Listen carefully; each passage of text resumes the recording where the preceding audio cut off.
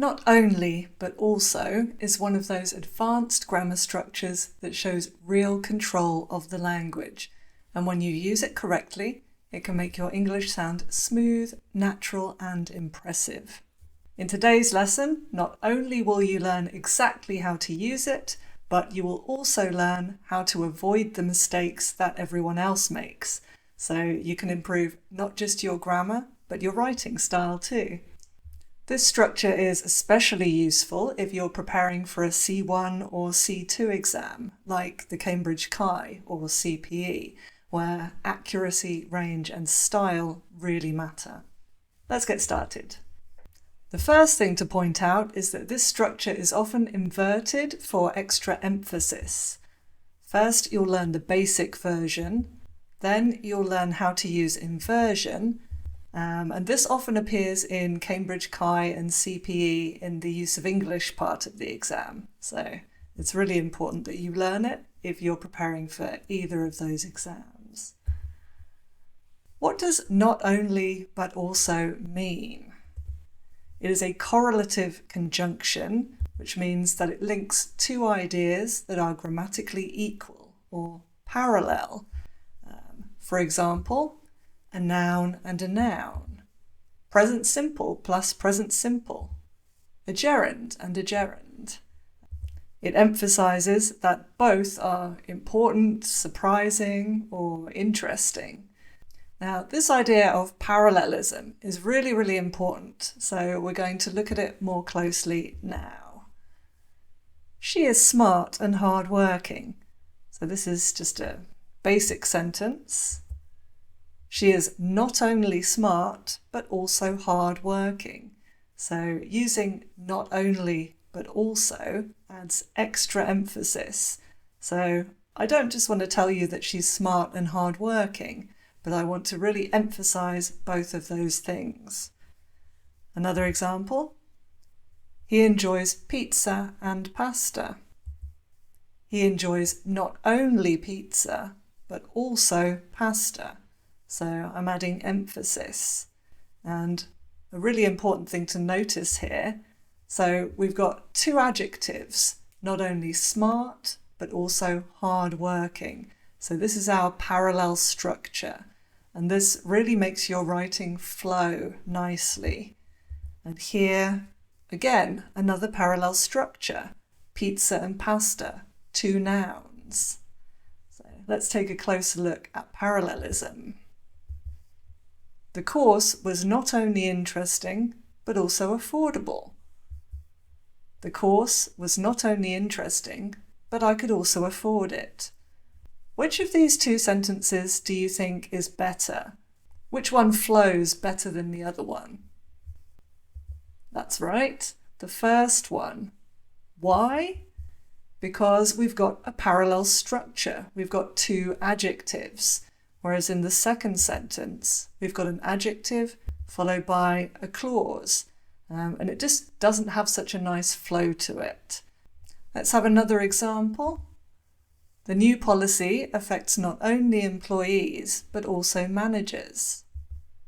The new policy affects not only employees, but also has an impact on managers.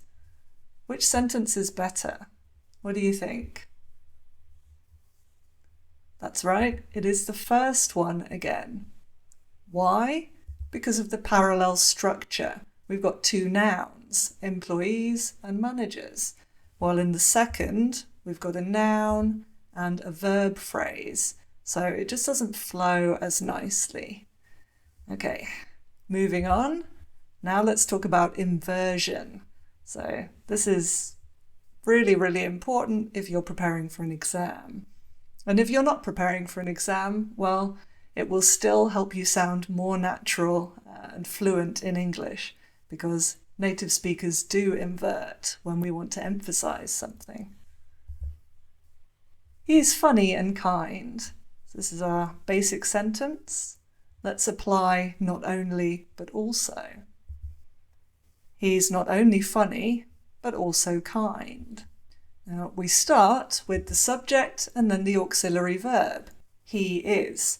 So this is the basic not only but also structure. but.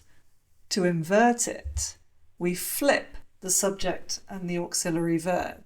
So he is becomes is he. Not only is he funny, but he's also kind.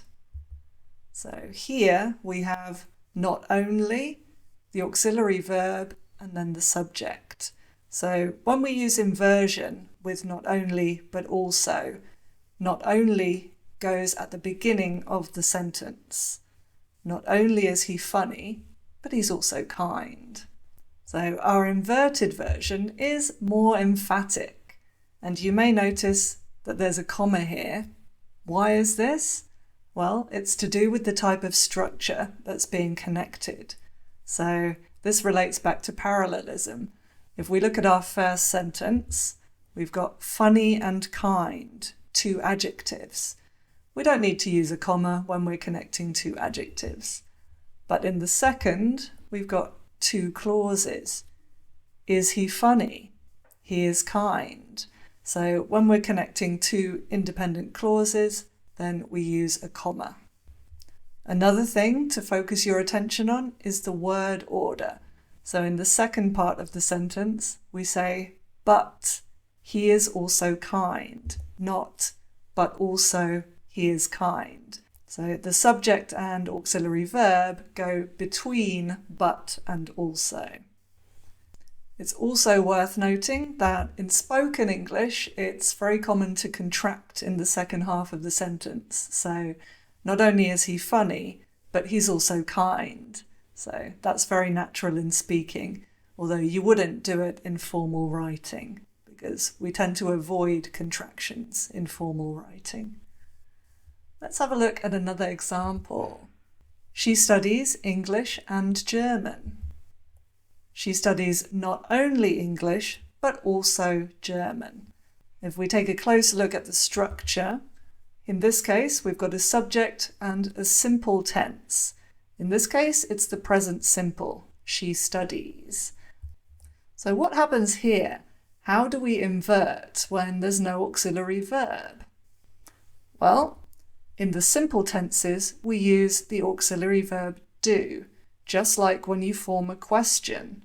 She studies. Does she study? So she studies becomes does she study? Not only does she study English, but she also studies German.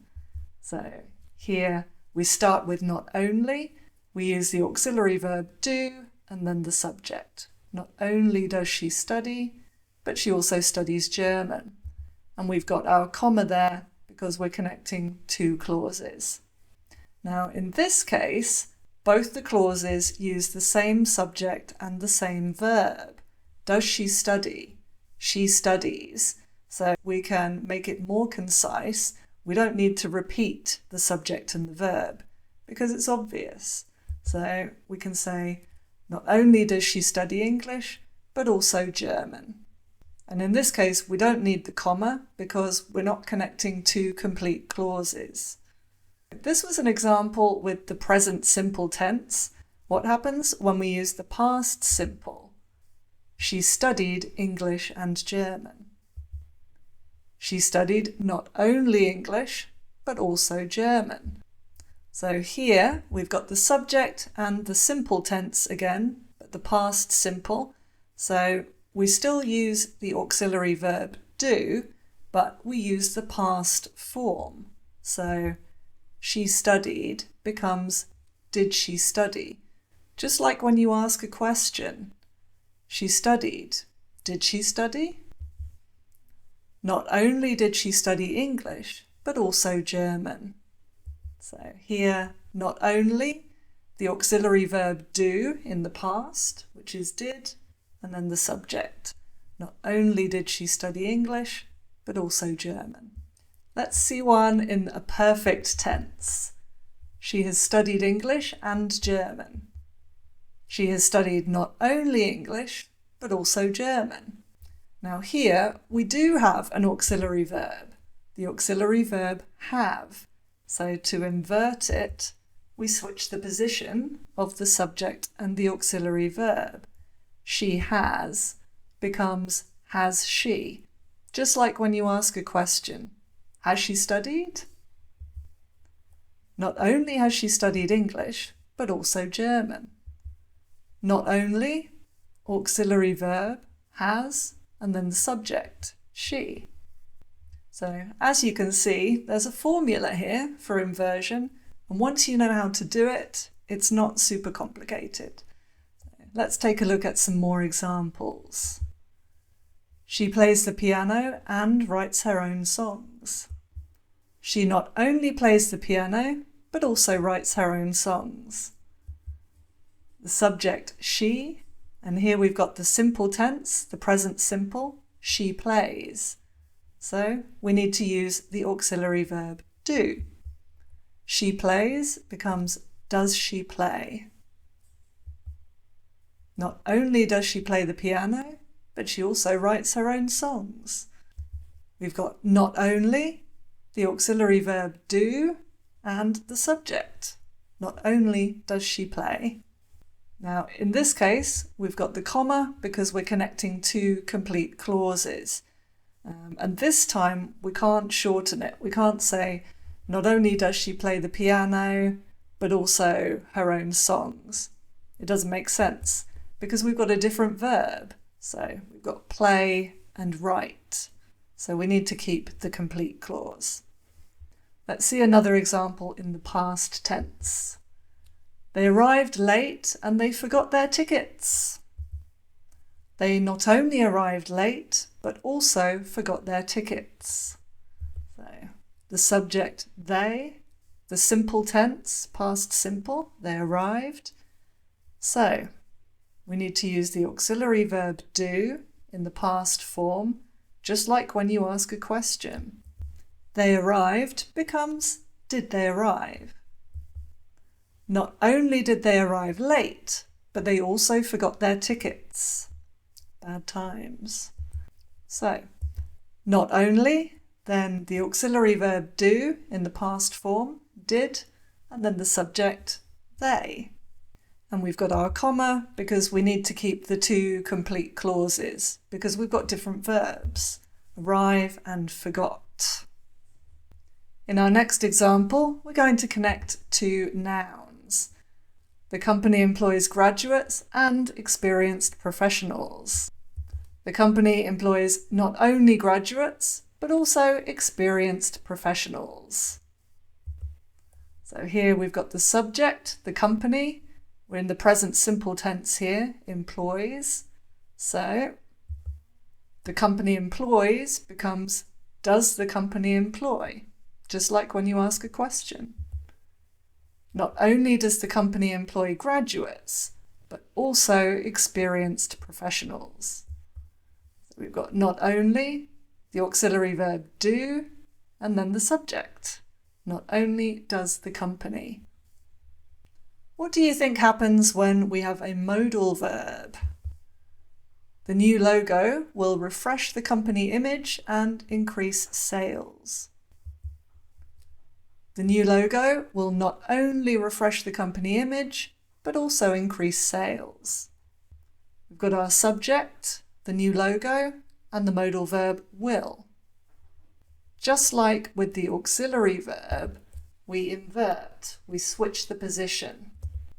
The new logo will becomes will the new logo. Not only will the new logo refresh the company image, but it will also increase sales. Not only, modal verb will, and then the subject, the new logo. And we've got our comma because we're connecting two complete clauses.